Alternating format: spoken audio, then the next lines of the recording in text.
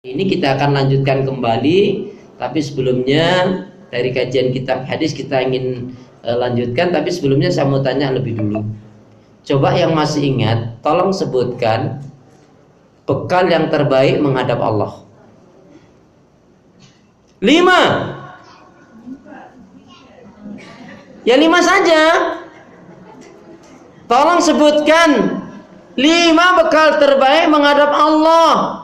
Sampai nggak ngerti, nggak tahu, nanti saya kasih tahu deh. Gimana?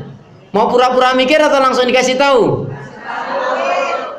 Perlu bantuan? Manja banget.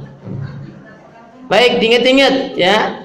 Ini karena semuanya kan kita akan mati. Tapi sebelumnya ingat kan? Ihtanim khamsan qabla khamsin. Perhatikan 5 perkara sebelum datangnya 5 perkara. Sihatmu sebelum sakitmu.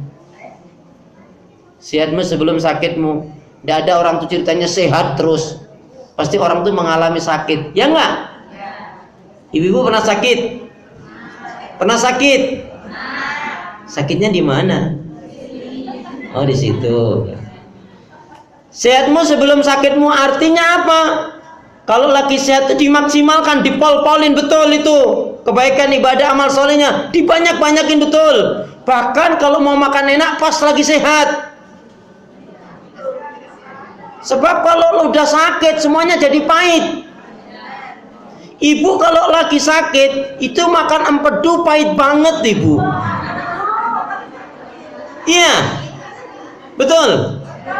Nah, jangankan lagi sakit, orang lagi sehat aja, kalau empedu dimakan ya pahit. Ya. Tapi kalau kebenaran harus sampaikan. Qulil haqqa walau kana muran. Katakan kebenaran itu meskipun pahit akibatnya.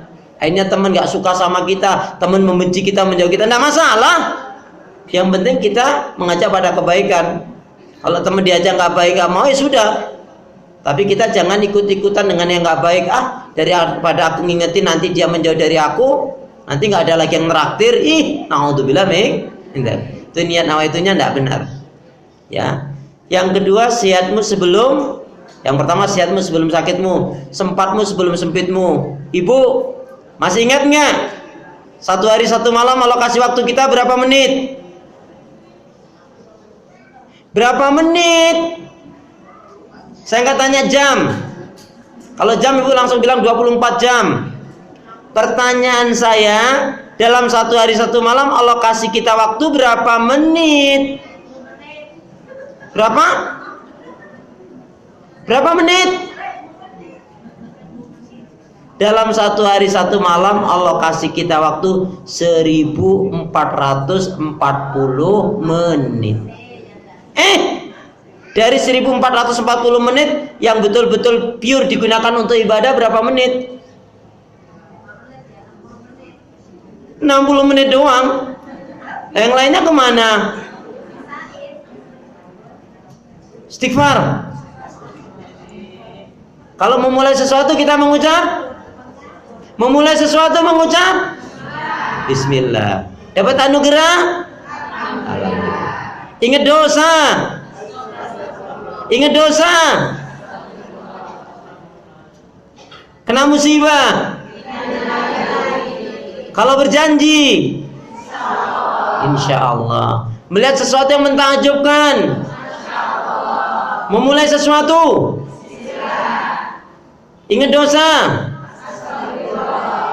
Kena musibah, berjanji, insya Allah. Melihat sesuatu yang mentakjubkan, dapat rezeki, bagi-bagi. Wa mimma razaqnahum yunfikun. Kan alhamdulillahnya udah di depan tadi. Kalau punya roti, jangan makan sendiri. Bagilah teman-teman sedikit pun jadi. Bu, perhatikan. Kedermawanan itu harus dibiasakan. Tanpa pembiasaan sulit. Bisa karena biasa dan membiasakan diri dengan minta pertolongan rahmat kepada Allah. Karena pada hakikatnya tanpa kekuatan rahmat pertolongan dari Allah kita nggak bisa berbuat apa-apa kok. Masya Allah, la haula wala quwata illa billah. Kemudian ketika kamu diberi kelapangan rezeki sebelum jatuhnya kekurangan kemiskinan. Tapi kita nggak akan jatuh dalam kekurangan dan kemiskinan jika kita gemar mengeluarkan zakat, infak, dan sedekah. Ibu, kita infak terus sampai kaya atau nunggu kaya baru infak? Nunggu kaya baru bersedekah atau sedekah terus sampai kaya? Ya, siapa yang dia bersedekahnya karena Allah, maka dia akan diselamatkan dari kesulitan-kesulitan dunia, dan Allah akan memberikan keberkahan hartanya. Kemudian yang keempat, mudamu sebelum tuamu. Bu, nggak ada ceritanya orang tuh muda terus, pasti akan mengalami tua. Bahkan tanda-tanda tua itu sudah mulai nampak. Di antara tanda-tanda tua itu ubannya sudah mulai subur, pandangannya sudah mulai kabur, kulitnya sudah mulai lentur, sebagian giginya sudah gugur. Kalau sudah seperti ini biasanya makannya bubur. Kalau udah makannya bubur, siap-siaplah untuk masuk kubur. Makanya jangan takabur, tapi pandailah bersyukur. Jangan seperti eyang, yang nggak bersyukur ya. Naudzubillah min dzalik ya.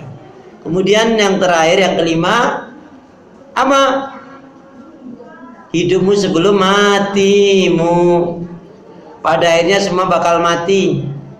Ibu-ibu yakin akan mati?